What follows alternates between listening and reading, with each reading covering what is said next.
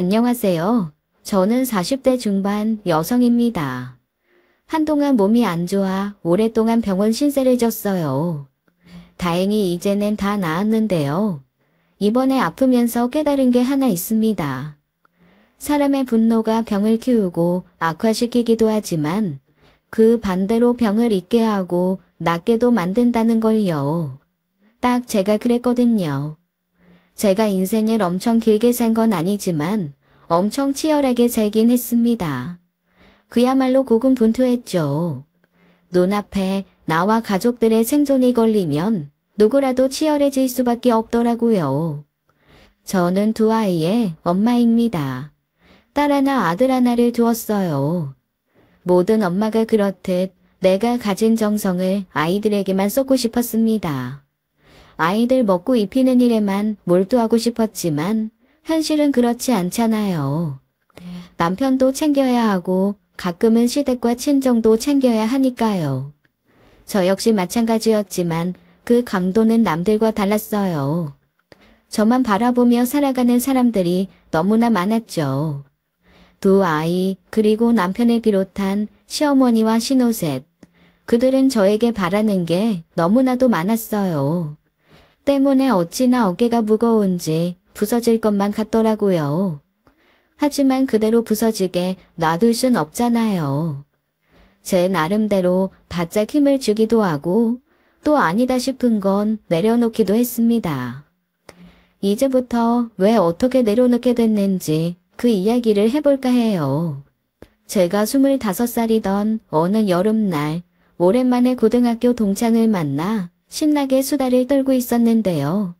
갑자기 그 친구가 남자친구 연락을 받고는 나 지금 남친한테 가야 되는데 어떡하지? 뭐야? 우리 만난 지 1시간도 안 됐어. 당장 보고 싶다는데 어떡해? 20대엔 남자친구가 세상의 전부잖아요. 오랜만에 만난 친구고 뭐고 남자친구가 부르면 무조건 달려가던 시절이었습니다. 그 못지않게 사소한 것에도 삐치고 속 좁게 굴던 시절이라 당시 전 친구에게 단단히 화가 났어요. 괜찮으면 같이 갈래? 남자친구 지금 친구들이랑 술 마시는데 친구 데려가도 되냐고 물어볼게. 그렇게 전 예고도 없던 술자리에 따라가게 됐고 바로 거기서 남편을 만나게 되었습니다. 저 못지않게 수줍음이 많은 사람이었어요. 서로 호감은 느꼈지만 둘 다 먼저 대시하지 못하고 있는데 친구 남친이 적극적으로 나서서 연결해 주었죠. 저희는 모두 동갑내기들이었는데 두어 번 넷이 함께 만나 놀기도 하다가 얼마 후 친구네 커플은 헤어졌고 저희는 본격적으로 연애를 시작했어요. 이후 소박하고 잔잔한 연애 3년 만에 결혼까지 하게 됐죠. 당시 남편도 저도 28살이었습니다. 남편에겐 홀어머니와 여동생 셋이 있었는데요. 누가 봐도 호락호락한 시댁은 아니겠다 예상되는 집이었죠. 알면서도 왜 그런 집에 시집을 갔냐 묻는다면 남편을 너무 사랑해서라고 답하긴 뭐하고 전 정말 괜찮았거든요.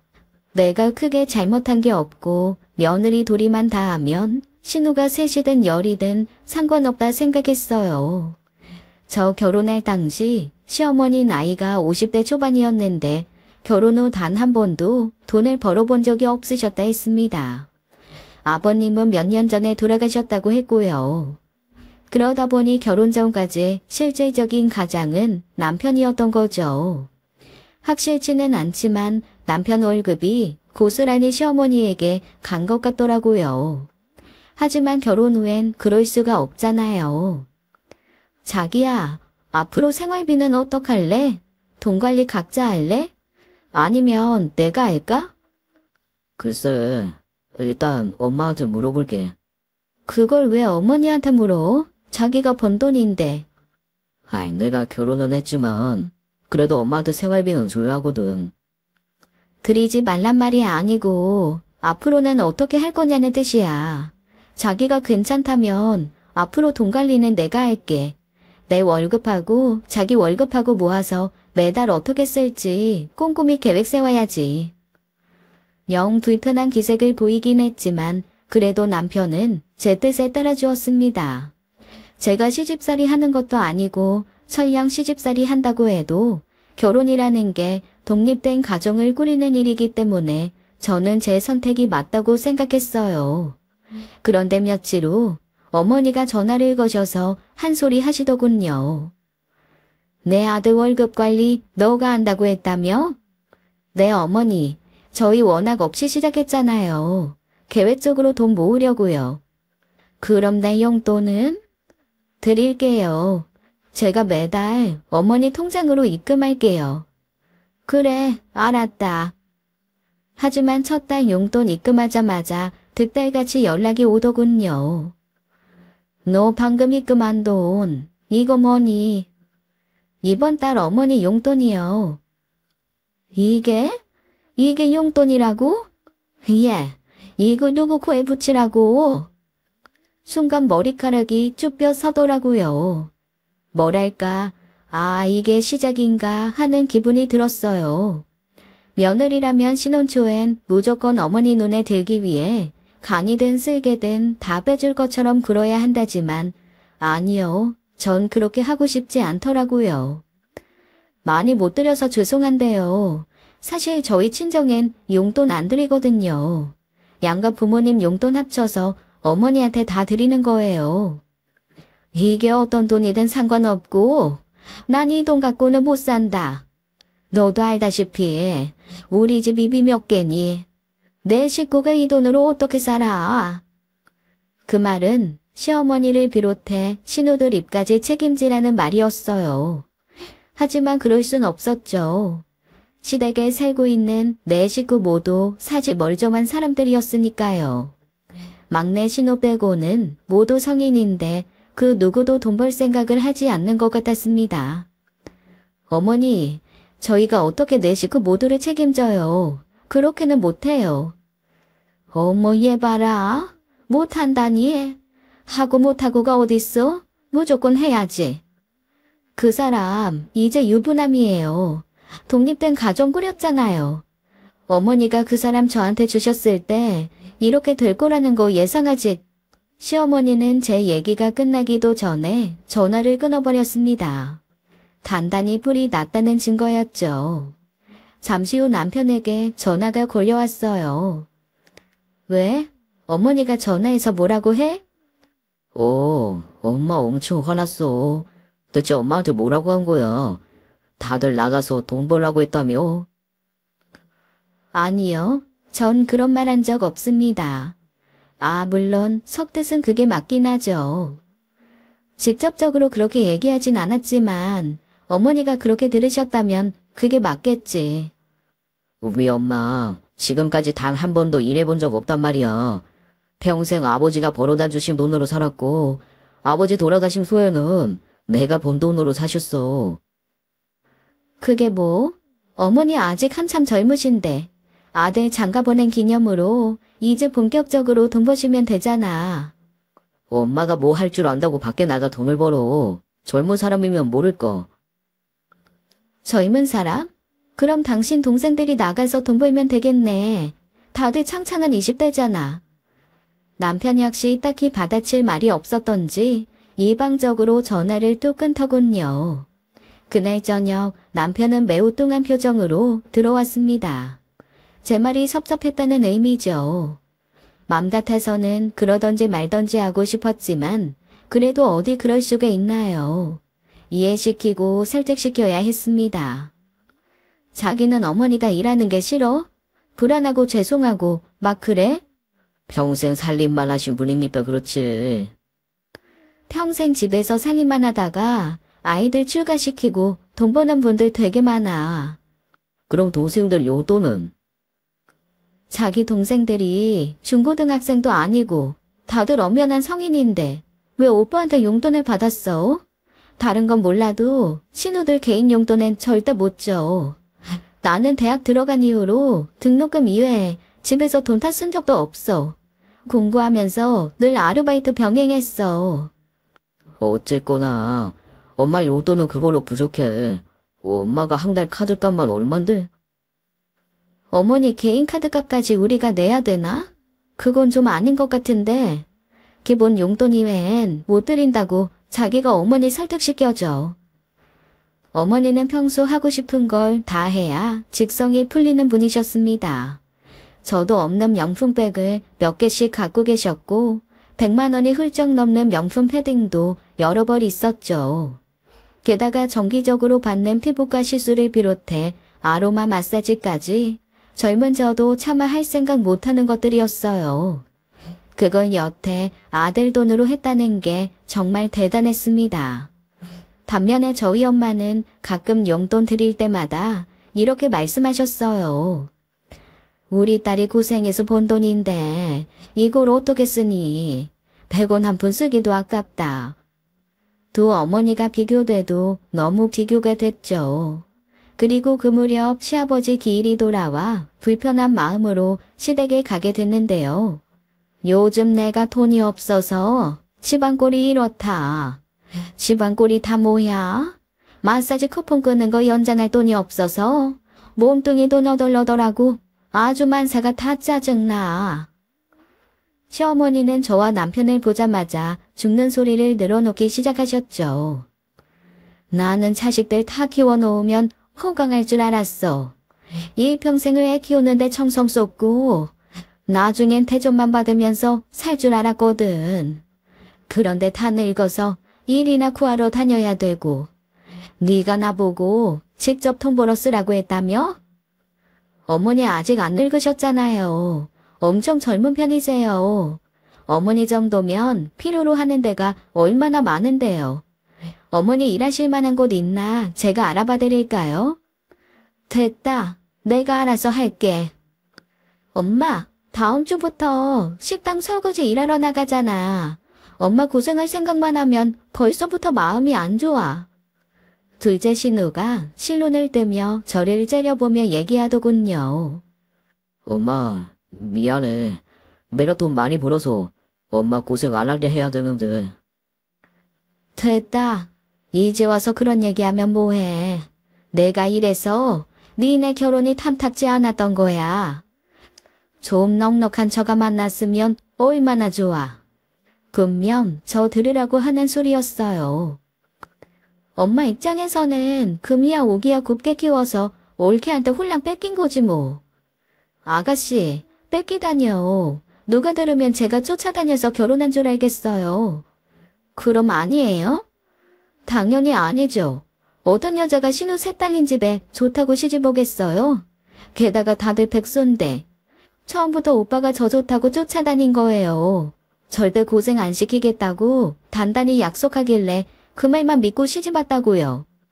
저의 뼈 있는 말에 다들 아무 말도 못하고 있더군요.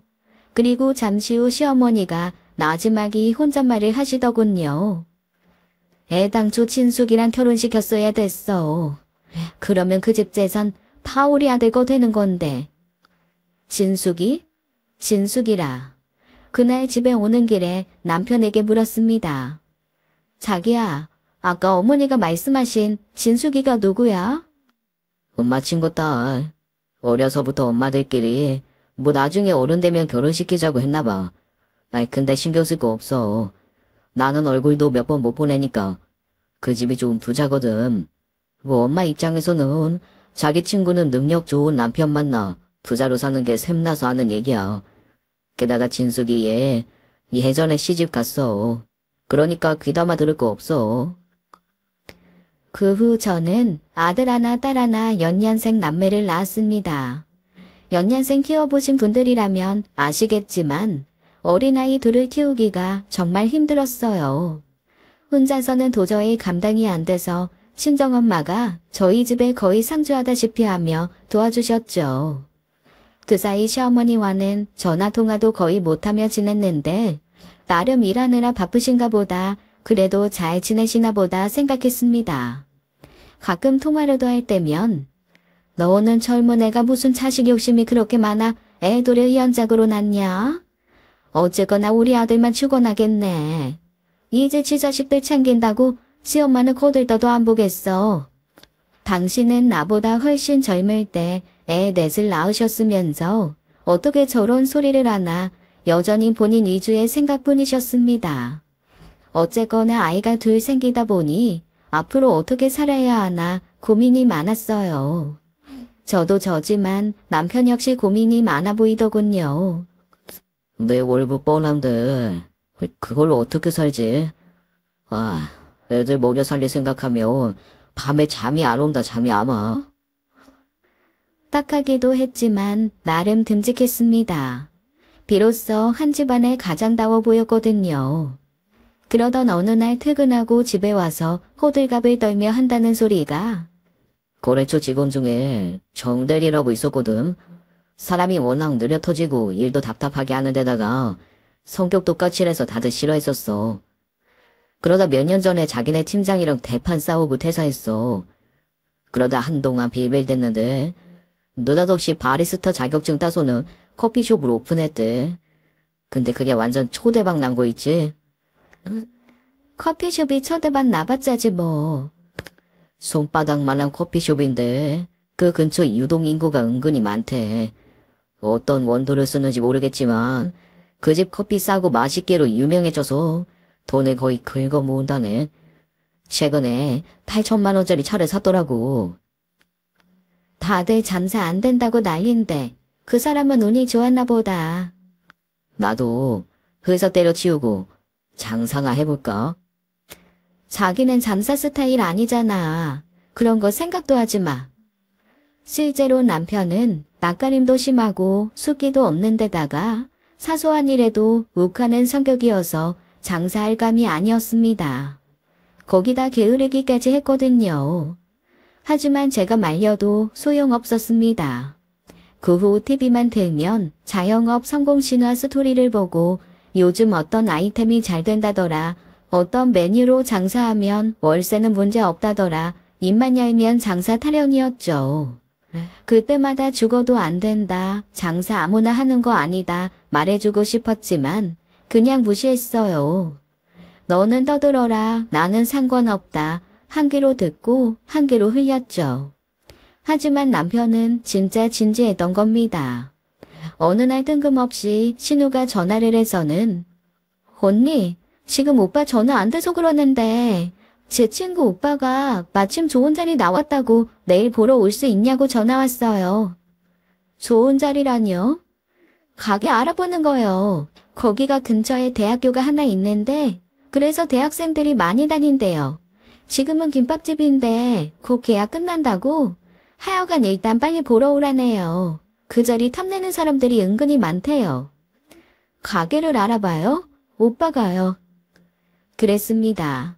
남편은 저 모르게 장사를 준비하고 있었고 그 사실을 이미 시댁 식구들과는 공유하고 있었던 거죠.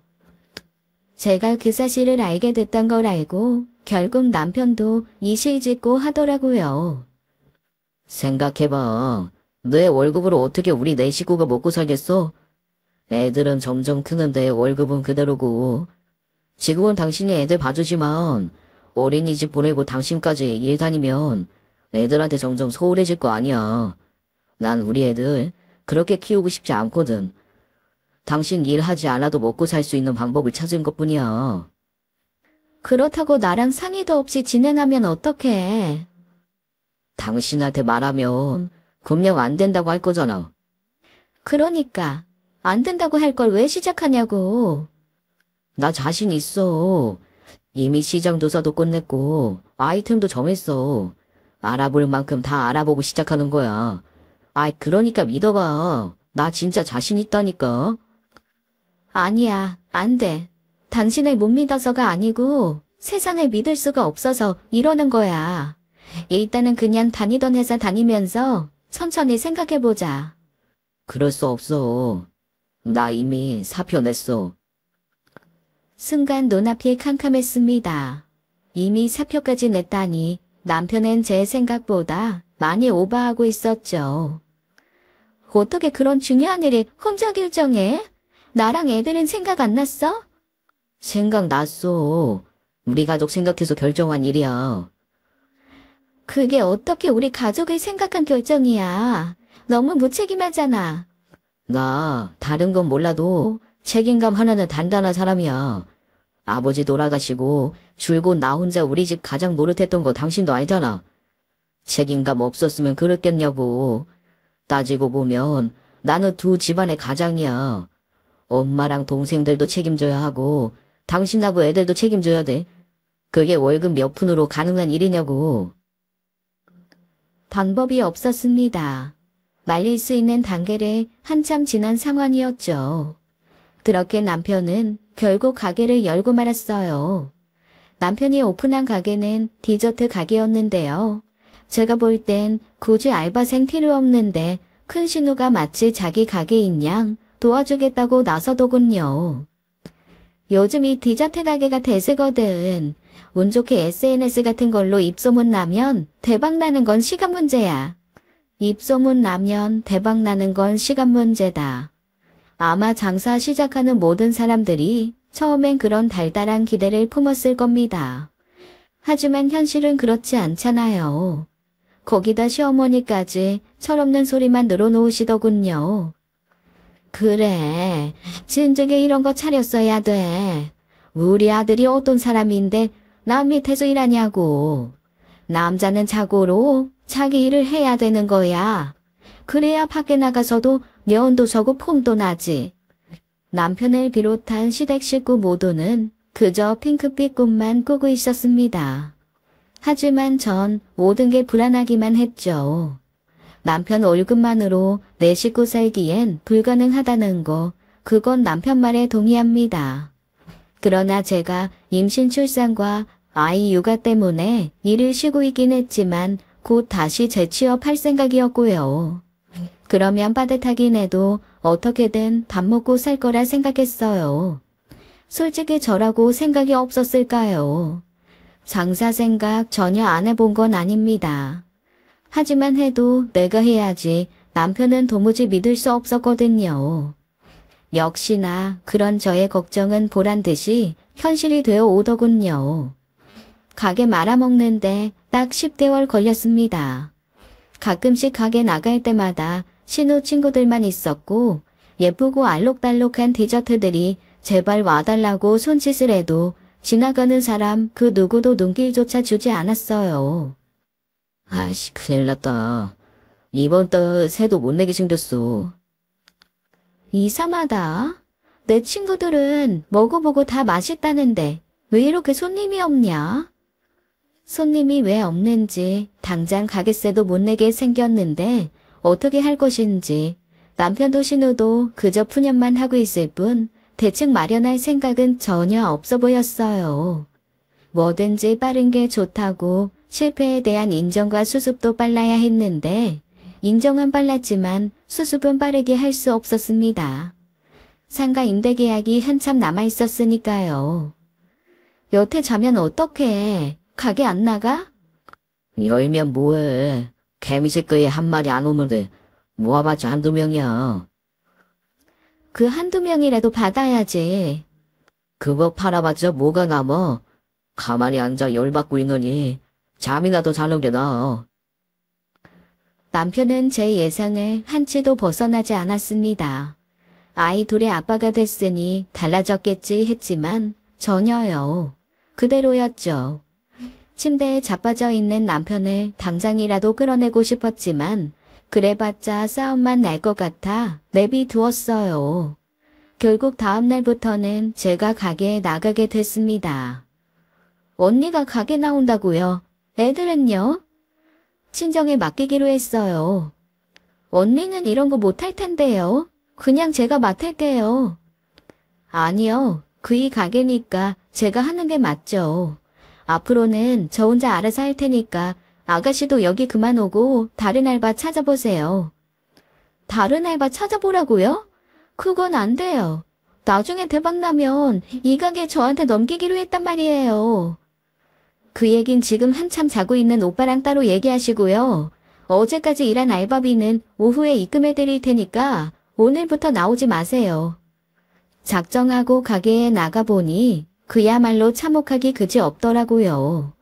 청소도 제대로 안 되어 있고 며칠째 입간판도 내놓지 않았고 그야말로 엉망진창이었습니다.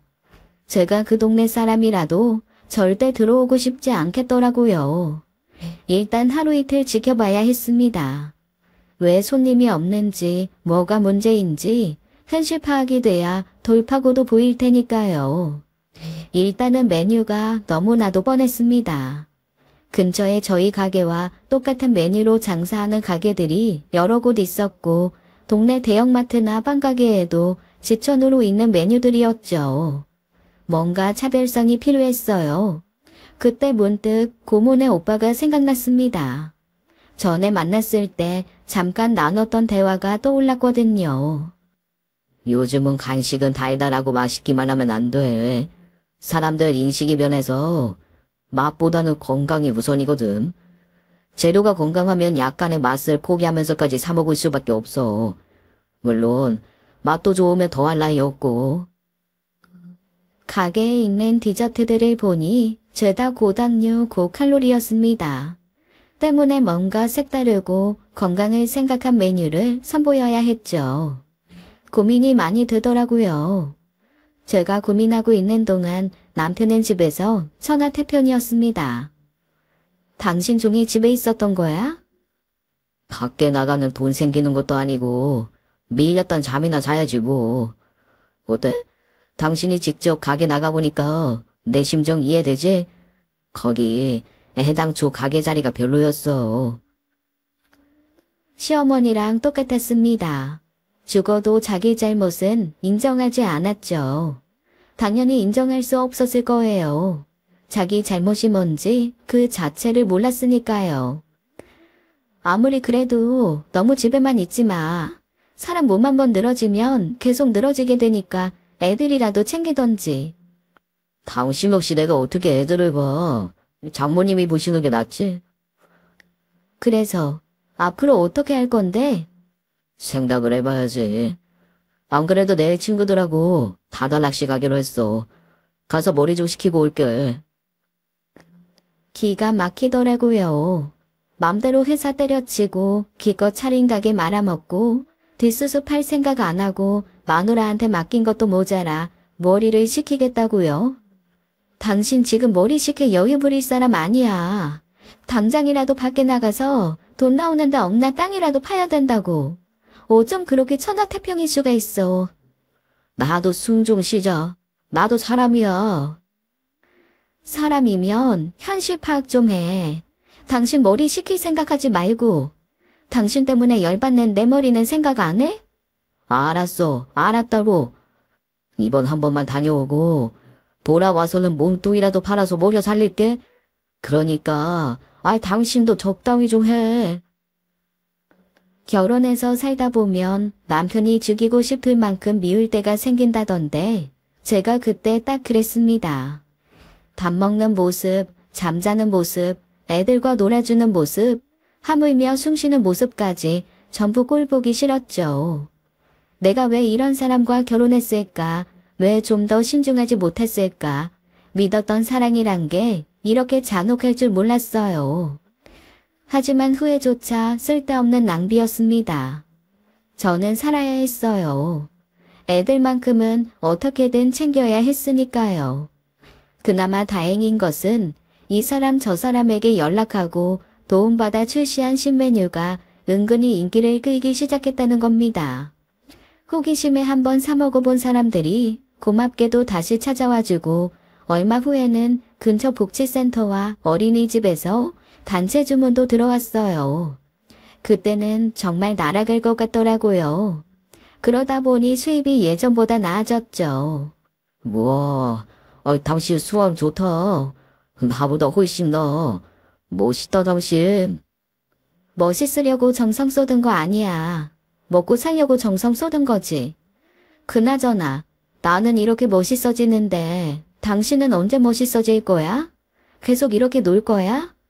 안 그래도 나 다음 달부터 다시 출근해. 아이씨, 나도 양심이 있지. 언제까지 놀겠냐? 전에 회사 계열사인데 마침 사람 구한다길래 얘기했더니 바로 나오래. 이래봐도 나 아직은 쓸만한 사람이야. 남편의 말이 전부 개소리로 들렸지만 그래도 다시 출근한다니 마음은 한결 나아졌습니다. 며칠 후 시어머니 생신이 돌아와 가게 문 닫고 늦지막이 시댁을 갔는데요. 매일 이렇게 늦게 끝나니? 아이고, 우리 아들 저녁밥도 못 해주겠네. 애들 밥도 못 챙겨주는데요, 뭐. 애들이야, 니네 엄마가 알아서 먹일 거 아니야. 그래도 한 집안 가장인데 밥은 챙겨야지. 그런 소리가 이제 이상하지도 않았습니다. 화도 안 났어요. 저도 자식 낳아보니 내 자식밖에 안 보인다는 말이 뭔지 알겠고, 아무리 그래도 시어머니가 너무하긴 했지만 원래 어머니는 매사 너무하신 분이었기에 타격감은 하나도 없었습니다. 저 사람 노는 동안 제가 가장이었어요. 저 사람 다시 출근해도 아마 가장 노릇은 제가 다 할 거예요. 집안일부터 애들 챙기는 일, 거기다 가게 일까지요. 아무리 그래도 남편은 챙겨야지. 아무리 애들이 중요해도 남편 무시하면 안 돼. 무시하지 않아요. 그래서 가게 일로 바빠 죽겠는데도 애들 챙기고 집안일까지 제가 하는 거예요. 제가 저 사람 무시했으면 손 하나 까딱 안 하고 다 저 사람 시켰겠죠. 안 그래요? 언제나 저와 대화해봤자 본전도 못 찾는 시어머니였습니다. 그래도 늘 꿋꿋하셨죠. 그렇게 식사를 마치고 설거지를 하고 있는데 거실에서 신우와 남편이 나누는 얘기가 들렸습니다. 엄마 요즘 심기 안 좋아. 왜? 윤옥 아줌마 있지? 신숙이 엄마? 그 아줌마네가 이번에 이사를 했는데 으리으리한 빌라로 이사했나 봐. 옆집에 연예인 산대. 아이, 그 집이야 원래 돈 많으니까 뭐. 맞다. 그런데 얼마 전에 진숙이 이혼했대. 남편이 사기죄로 감옥에 갔다나? 암튼 그래서 단칼에 이혼하고 친정에 와 있대. 아이고, 돈 잘 버는 남편 만나 팔자 좋다더니 결국 그렇게 됐네. 어쩌냐. 그때까지만 해도 진숙이가 누구인지는 몰라도 엄청 속상하겠다 싶더라고요. 이혼이야 얼마든 할 수 있지만 남편 감옥 가서 이혼하는 일은 흔하지 않으니까요. 그 무렵 저는 정신을 차릴 수 없을 만큼 바쁘게 살았습니다. 친정엄마가 아이들을 봐주시긴 하지만 그래도 절대 소홀할 수 없었고 집안일도 해야 했으며 가게 일도 눈코 뜰 수 없이 바빠졌죠. 반신반의하며 내놓은 신메뉴가 굴티나게 팔리면서 주문이 끝도 없이 들어왔어요. 점심시간 무렵엔 손님들이 가게 앞에 줄을 서 있었고 친구들이 하루가 멀다 하고 SNS 사진을 보내줬습니다. 우리 가게를 찾았던 손님들이 SNS에 사진을 올리고 극찬을 하면서 그야말로 순식간에 입소문이 퍼지고 유명해지기 시작했죠. 어느 순간 혼자서는 감당이 안 되길래 알바생도 구했습니다. 물론 신우가 아닌 구인 광고를 통해 정식 알바생을 구했고 근처 가게들은 저희 집 메뉴를 본딴 메뉴를 선보이기도 했죠. 남편 말대로 제가 좀 멋있어 보이기까지 했습니다. 하지만 남편의 멋은 점점 시들기만 했어요. 나 이번 달까지만 출근하고 그만두기로 했어. 갑자기 왜? 아이, 그쪽 일이 나랑 안 맞아. 어떻게 나랑 꼭 맞는 일만 하고 살아? 나는 장사가 맞아서 하는 줄 알아? 아니야. 당신은 장사랑 완전 잘 맞는 것 같아. 그러니까 내가 할 때보다 장사가 잘 되지. 나도 당신한테 그런 능력 있는 줄 몰랐다. 찾아보니까 우리 가게 SNS에서 엄청 유명해. 일부러 청주에서 올라와 사먹는 사람도 있더라. 됐고, 회사 그만두면 뭐 하려고? 다른 회사는 알아보고 있는 거야? 알아봐야지. 알아볼게. 하지만 말뿐이었어요. 남편은 실직 후 내내 집에만 있었습니다. 물론 다른 일자리를 알아보는 것 같긴 했어요. 얼마 전에 연락 온 회사 있다며. 중국 어쩌고 했던 회사. 만나서 얘기 들어봤는데 연봉이 너무 적어. 전에 회사보다 나을 게 없더라고. 그래도 다녀야지. 출퇴근은 거기가 더 가깝다며. 이직을 하려면 연봉 올려서 이직해야지 어떻게 동급으로 가냐? 남편은 점점 한심해지고 있었습니다. 대체 왜 저럴까 그 원인을 생각해보니 아마도 저 때문인 것 같더군요. 제가 벌어오는 돈으로 먹고 살만해지니 나태해진 거였어요. 실제로 남편은 지인들 전화를 받으며 거들먹거리기까지 했습니다. 잘 되긴 뭐가 잘 돼. 그냥 입에 풀 칠할 정도지. 나도 처음엔 잘 될까 싶었는데 뭐 어떻게든 버티니까 해가 뜨긴 뜨더라. 확실히 장사라는 건 입소문이 좌지우지하더라고. 세상이 바뀌었잖아. 장사도 바뀐 세상에 맞춰 해야 되는 거야. 입을 확 틀어막고 싶었어요. 다른 건 다 죽어가는데 자존심과 입만 살아서 살찌고 있었죠.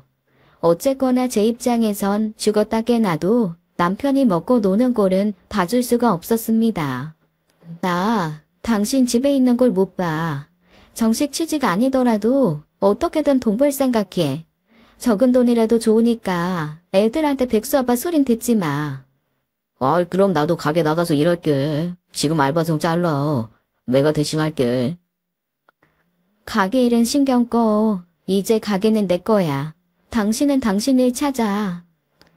그래도 눈치는 보였는지 어딘가 다니는 것 같더니 한 달에 돈 100 정도는 벌어오더군요. 하지만 버는 족족 다 쓰기 바빴어요. 생활비 좀 줘. 갑자기? 내가 돈이 어딨어. 그동안 번 돈 다 어떻게 했어? 뭐 엄마 좀 주고 나도 좀 쓰고. 지난주에 골프 연습장도 등록했어. 제 인내심은 한계를 향해 가고 있었습니다. 내가 선택한 사람이니 내가 짊어지고 갈 짐이라면 참을 순 있어도 아이들 생각하니 도저히 안 되겠더라고요.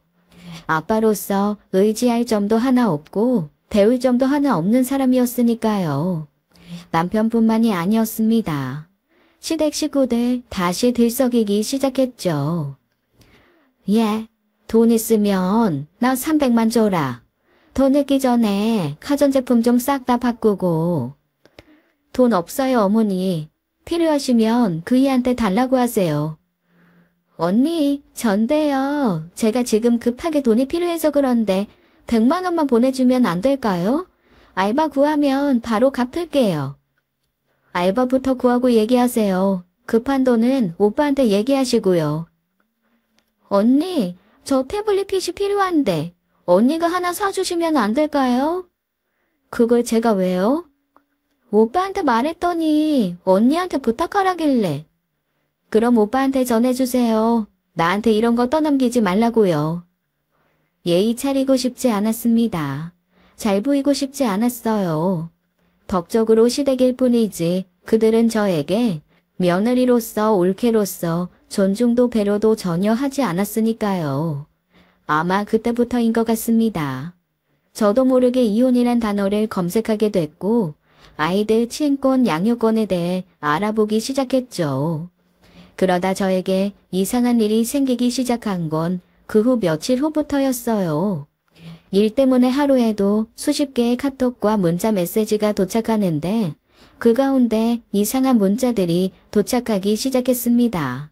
욕설도 있었고요. 차마 말할 수 없을 만큼의 야한 내용도 있었어요. 발신 번호는 당연히 처음 보는 번호였고 협박성의 내용도 있었습니다. 처음엔 가슴이 철렁할 만큼 무서웠는데 얼마 안가 알게 되었죠. 시댁 식구들의 장난이라는 걸요. 문자 말미 이모티콘이나 말투가 시어머니와 신우들이 자주 쓰는 것들이었습니다. 큰맘 먹고 저에게 겁을 주고 싶었던 모양인데 허술해도 너무 허술했던 거예요. 그래서 도착한 번호로 전화 한번 걸지 않았어요. 꼴 보기 싫어서 오는 족족 지워버리고 싶었는데 혹시 몰라 하나하나 다 남겨두었습니다. 언제가 될진 모르지만 진짜 이혼이라도 하게 되면 남편에게 보여줘야 했으니까요. 헌데 그게 끝이 아니었어요. 달라는 돈을 주지 않은 게 이 정도로 화가 났나 싶을 만큼 생각지도 못한 일이 벌어지더군요. 누군가 새벽에 문 닫힌 가게까지 와서는 무언가로 가게 문을 와장창 깼더라고요. 순간 보안 시스템이 작동되는 바람에 잠에서 깨서 가게로 달려갔는데 가게 문에 산산조각 나 있었고 가게 안에 묵직한 돌덩이가 보였습니다. 처음엔 동네 날라리들이 장난친 건가 싶었어요. 지들끼리 싸우다 내 가게 앞에서 치고받고 넘어졌나 보다 생각했는데 그게 아니었죠. 이거 누군가 작정하고 깬 거네요. 서둘러 경찰에 신고하셔야 될 것 같습니다. 신고를 받고 달려온 경찰 역시 원한 사실일 하신 거 있으세요? 뭐 아니면 장사하시면서 손님하고 불편한 일이 있다거나. 아니요, 그런 거 전혀 없는데. 그렇다고 해도 누가 이랬는지 잡긴 잡아야죠. 일단 인근 CCTV 좀 살펴봐야겠습니다. 가게 외부엔 CCTV 설치 안 하셨죠? 네, 안에는 설치했어도 밖에까지는 설치하지 않았어요. 그러다 보니 범인이 누군지 찾기가 힘들었죠. 하지만 직감적으로 알겠더라고요. 신우구나. 그 중에서도 둘째 신우. 얼마 전 술에 취해 저에게 전화해 온갖 말을 다 쏟아냈었거든요. 그거 알아요? 언니 우리 집에 시집 온다고 했을 때 처음부터 우리 다 반대했었어요. 엄마도 너무 마음에 안 든다고 했고 저랑 동생들도 되게 별로였거든요. 우리 가족 될 사람은 아니다. 오빠가 뭔가에 홀려서 서두르는 거다. 그렇게 생각했어요. 그런데 역시나 언니는 우리 식구가 아니었네요. 오빠랑 나랑 고생고생해서 차려놓은 가게 언니가 홀랑 먹은 거잖아요. 그랬다고 해도 적어도 양심이 있으면 우리 도와야 되는 거 아니에요? 며느리면 며느리 노래 똑바로 하라고요. 그때 받아칠 말은 한가득이었지만 떠들던지 말던지 하고 그냥 전화를 끊었어요. 나이가 어린 것도 아닌데 사람 노릇 못할 사람이구나 싶었거든요. 때문에 아마도 저에게 단단히 화가 나 이런 짓을 했을 거라 생각했습니다. 그런데 얼마 후 경찰에 전화를 받고 달려가 보니 제 예산이 빗나갔더라고요. 근처에 주차된 차량 블랙박스에 찍힌 건데 워낙 어두워서 희미하네요. 일단 한번 보세요. 혹시 아는 사람인지. CCTV 화면 속에는 자그마한 사람이 마스크에 모자까지 눌러쓰고 있었는데 가게 앞을 어슬렁거리다가 돌덩이를 던지고 뛰어가더군요. 남자는 아니네요. 체격으로 보나 움직임으로 보나 여자예요. 하지만 얼핏 봐도 신호는 아니었습니다. 체격 자체가 완전 달랐고 시댁 식구 중에는 그런 사람이 없었거든요. 게다가 나중에 알게 된 사실인데 그날 시댁 식구 모두 근처 새로 오픈한 찜질방에서 잤다는 거예요. 그러니까 가게 문을 깬 사람은 제가 모르는 사람이었던 겁니다. 이게 참, 이 정도 화질 갖고는 찾기가 매우 힘들어요. 더 면밀하게 조사하려면 시간도 엄청 걸릴 거고요. 일단 저희도 이것저것 알아는 볼 텐데 우선 빨리 정리하시고 장사 시작하시죠. 진짜 돌겠더라고요. 갑자기 왜 이런 일이 생긴 걸까? 누군가 붙잡고 하소연이라도 하고 싶었지만 분명한 건 남편은 아니었습니다. 그 사람과의 사이는 이미 벌어질 대로 벌어져 말조차 섞고 싶지 않았으니까요. 나도 모르는 사이 몸이 많이 힘들었나 봐요. 그래도 비교적 젊은 나이였기에 정신력으로 버티면 될 줄 알았는데 몸이 이겨내지 못했던 거죠. 가게에서 일하다 갑자기 졸도를 하게 됐고 눈을 떠보니 병실에 누워 있었습니다. 그동안 가끔 미칠 듯 괴로운 두통이 찾아오곤 했었는데 검사 결과 뇌혈관 쪽에 문제가 생겼더군요. 당장 수술을 해야 된답니다. 제 나이에도 이런 경우가 자주 있나요? 그럼요. 요즘 사람들 워낙 스트레스를 많이 받으니까요. 그렇다고 아주 심각한 건 아니니까 괜히 더 스트레스 받지 마시고 수술하고 조심하시면 일상생활엔 지장 없으실 거예요. 남편도 소식을 듣고 한 걸음에 달려오긴 했더라고요. 괜찮아. 의사 말이 수술 받아야 된다는데 이렇게 된 김에 당분간은 좀 쉬어. 애들은 장모님이 알아서 봐주신다고 했고. 가게는 어떡하지? 내가 나갈까? 아니야, 가게 걱정은 하지 마. 알바 애들이 알아서 해주기로 했어. 그래도 자기 애들 엄마라고 병실에 누워있는 제 모습이 안 돼 보였는지 모처럼 남편다운 모습을 보여주더군요. 미안해. 당신한테 일부러 소홀했던 거 아니야. 그냥 좀 부끄러웠어. 가장 노릇 제대로 못하는 내가 한심하기도 해서 일부러 외면했던 것 같아. 앞으로는 잘할게. 당신이 이렇게 누워있는 모습 보니까 생각보다 많이 속상하다. 왜 그랬을까요? 남편의 말에 저도 모르게 눈물이 나더라고요. 이 사람이 정말 변하려나 보다. 그 사이 우리가 진짜 가족이 됐나 보다 싶었습니다. 그래서 누워있게 된 김에 마음 편히 가지려 노력했어요. 가게 일은 알바애들이 생각보다 잘해주고 있었고 아이들도 엄마가 알아서 챙겨주실 테니 마음 편히 내 몸만 생각하기로 했죠. 그렇게 저는 며칠 후 수술을 받게 됐습니다. 수술을 받고 나와 눈을 뗀 순간 엄마가 저를 내려다보고 계시더군요. 정신 들어? 괜찮아? 수술 잘 됐대. 그러니까 걱정 말고 편히 쉬어. 애들은?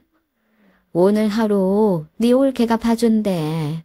엄마 보고 싶다길래 데려올까 했는데 아무래도 울고불고 할 것 같아서 엄마 혼자 왔어. 잘했어 엄마. 근데 애들 아빠는? 순간 엄마가 인상을 팍 쓰시더군요. 내가 물어보고 싶은 얘기다. 어쩌면 엄마가 수술하는데 코빼기도 안 비추니? 너 오늘 수술한다는 거 알 거 아니야. 전화 좀 해보지. 안 했겠어? 너 수술실 들어갈 때부터 지금까지 전화 안 받아. 대체 어디서 뭐 하고 있는 건지 마누라 수술보다 중요한 일이 뭐가 있다고. 엄마는 화를 내고 있었지만 순간 저는 걱정이 되더라고요. 혹시 무슨 일이라도 생겼나? 엄마, 내 가방 속에 있는 전화기 좀. 내가 그 사람한테 전화해 볼게. 전화기? 가방에 있다고? 없는데. 급한 마음에 엄마 전화기로 가게에 전화를 걸었습니다. 혹시 남편이 거기에 가 있나 했어요. 하지만 오지 않았다더군요. 전 그때까지만 해도 믿었어요. 차가 막히거나 급한 볼일이 있겠지. 그래서 느긋하게 기다리기로 했는데 문제는 아무리 찾아도 제 전화기가 안 보이는 겁니다. 돈 들어오고 나가는 거 체크도 해야 하고 알바비도 챙겨줘야 했는데 전화기가 없으니 아무것도 할 수 없더라고요. 며칠 후 퇴원을 하고 급하게 집으로 돌아와 컴퓨터를 켰습니다. 어찌저찌 해서 친오빠에게 부탁한 급한 돈은 돌려 막았는데 정리할 것들이 산더미처럼 쌓여 있었거든요. 그런데 은행 계좌에 들어가 보니 돈이 없더라고요. 주거래 통장에 있어야 될 돈이 억 단위로 한 방에 빠져나갔고 남은 금액은 꼴랑 270푼이었습니다. 자세히 보니 처음 보는 사람 이름으로 고스란히 3억이 이체되어 있더라고요. 별 생각이 다 들었어요. 이런 게 보이스피싱이라는 건가? 아니지, 내가 그런 전화를 받은 적이 없는데 어떻게 보이스피싱에 걸릴 수가 있나? 그렇다면 답은 하나였습니다. 뭔가 범죄에 연루됐다는 뜻이었죠. 저는 서둘러 경찰에 신고를 했습니다. 그리고 은행에도 신고했죠. 나는 이체한 바가 없다. 받은 사람 이름도 처음 본다. 서둘러 빨리 알아봐 달라. 하지만 은행에서는 제가 이체한 게 맞다고 하고 경찰에서는 별다른 말이 없었습니다. 그렇게 하염없이 마음을 졸이며 일주일을 기다렸어요. 게다가 돈도 돈이지만 남편과 연락이 되질 않았습니다. 그때는 정말 돌아버리겠더라고요. 기껏 수술해서 다 나았는데 없던 병도 도질 지경이었어요. 정확히 일주일 후 이른 아침 경찰에게서 전화가 걸려왔습니다. 관할 경찰서가 아니라서 의아하긴 했지만 어쨌거나 내 돈 떼간 범인을 잡았나 보다 했어요. 그런데 교통사고가 크게 났습니다. 운전석에 있던 남편분 지금 병원에 실려가셨거든요. 서둘러 이쪽으로 와주셔야 될 것 같습니다. 이건 또 무슨 날벼락인가. 며칠 연락도 없던 사람이 어쩌다 사고를 낸 건가. 불이 나게 병원으로 달려갔어요. 실제로 남편은 중환자실에 들어가 있더라고요. 그리고 저보다 먼저 시어머니와 신우들이 도착해 있었습니다. 순간 머리채 잡히겠구나. 네 몸 챙기느라 남편 간수 못했냐고 어머니가 길길이 날뛰시겠구나 했는데 이상하게도 시댁 식구들은 저를 보고 안절부절하는 모습이었어요. 아내 되십니까? 네, 제가 와이프인데요. 이게 어떻게 된 일이죠? 반대편 차선에서 오는 차량을 피하다가 운전 미숙으로 차량이 전복됐습니다. 조수석 탑승자는 사고 현장에서 즉사했고 남편분은 상당히 크게 다치신 것 같습니다. 크게 다쳤다? 하물며 옆에 탄 사람은 즉사했을 만큼 큰 사고였다니 살아있는 게 다행일 정도였어요. 그런데 대체 옆에 타고 있던 사람은 누구였을까요? 어머니, 이게 어떻게 된 일이에요? 옆에 탄 사람은 누구였대요? 어머니도 모르는 사람이에요? 다급히 물어봤지만 어머니는 아무 대답도 하지 않으셨습니다. 신우들도 마찬가지였고요. 바로 그때 한 무리의 사람들이 후다닥 달려 들어오더군요. 그리고 들어오자마자 한 아주머니가 저희 어머니를 붙잡고 오열을 하기 시작했어요. 너 때문이야. 너 때문이야. 내 딸 살려내. 내 딸 살려내. 뭐가 뭔지 모르겠더군요. 어머니는 아무 말 못하고 맞고만 계셨고 신우들도 안절부절이었어요. 살려내. 내 딸 진숙이 살려내. 진숙이라는 말에 정신이 번쩍 들었습니다. 근데 여기서 그 이름이 왜 나오지? 그때부터 저는 아무것도 할 수가 없었어요. 그저 벌어지는 상황을 지켜보고만 있을 뿐이었죠. 어머니는 진숙 어머니에게 죽도록 맞고만 있었고 신우들은 그 상황을 말리곤 있었지만 다들 죄인 모드였어요. 그때 경찰 한 명이 다가와 저에게 얘기하더군요. 아직 사정을 잘 모르시죠? 이제 돌아가신 분하고 남편분이 함께 차를 타고 가다가 사고가 났습니다. 제가 뭐 제대로 다 말씀드리긴 그렇고 일단 이 가방 차에서 나온 건데 아내분에게 확인하는 게 맞는 것 같아서 보여드려요. 경찰이 보여준 가방 속에는 5만 원권 돈다발이 들어있었습니다. 제가 알아보니까 최근에 계좌에서 3억 없어졌다고 신고하셨던데 아마 이 돈이 아닐까 싶습니다. 순간 수술 부위가 너무 아파왔습니다. 뭔지는 몰라도 의문점들이 하나하나 풀어져 가는 것 같긴 한데 가슴은 쿵쿵 뛰기 시작했고 머리는 찢어질 듯 아프고 눈앞이 흐릿해지는 느낌이었죠. 진실이란 이렇듯 고통을 동반하며 찾아오는 건가 싶더라고요. 남편은 무릎 아래쪽을 크게 다쳐 장애 판정을 받게 됐습니다. 보조기구가 없으면 걷기 힘든 몸이 되었죠. 이혼하고 친정으로 돌아온 진숙이와 바람이 났다네요. 저와 만나기 전 둘이 좀 사귀던 사이였고 시어머니가 어떻게든 둘이 결혼시키려고 했는데 진숙이가 남편을 배신하고 바람이 나서 다른 남자와 결혼을 했답니다. 그런데 그 남자와 헤어지고 돌아오니 시어머니 입장에서는 이거구나 싶었던 거죠.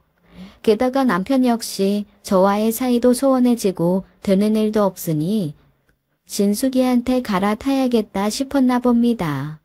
그래서 저 입원해 있는 동안 제 전화기 가져다가 돈을 빼돌리고 둘이 어디론가 가버릴 생각이었던 거죠. 꿀에 대포통장까지 만들어서 돈을 빼갔더군요. 나름 치밀하고 야무졌지만 참으로 세상 쓰레기 같은 꿈을 꾸었던 겁니다. 그래도 돈은 찾았잖아요. 오빠 몸도 저렇게 됐는데 언니가 마음 크게 써서 품어주시면 안 돼요? 신우의 이런 애절한 말에 처음으로 속 시원하게 하고 싶은 말을 해버렸습니다. 내가 왜? 너라면 그게 되겠니? 남편은 퇴원 후 집으로 오지 못하고 시댁으로 들어갔습니다. 아이들 잘 있냐고 문자로 물어보긴 했지만 답은 하지 않았어요. 이젠 아이들 걱정마저 믿을 수 없었거든요. 생물학적 아빠일 뿐 그는 더 이상 아빠도 남편도 아니었습니다. 진숙이란 여자의 남편이 감옥에 가는 바람에 이혼을 했다던데 결국 저도 그렇게 되는 거였어요. 횡령과 절도에 대한 고소 그리고 이혼 소장을 함께 동봉해서 시댁으로 보냈습니다. 며칠 후 시어머니와 남편이 집으로 찾아왔더군요. 미안하다. 근데 얘 꼴 좀 봐라. 이런 애한테 어떻게 그런 걸 보내니? 이 사람 몸돈이 이렇게 된데 제 잘못이 하나라도 있나요? 있으면 말씀해 보시고요. 네 애들 아빠잖아. 애들 아빠가 이렇게 살아있는데 왜 너 혼자 키우려고 해? 어머니가 모르시나 본데 전에도 애들한테 아빠는 없었어요. 이 사람은 애들 크는데 아무것도 하지 않았으니까요. 아시잖아요. 저랑 저희 엄마가 다 키운 거.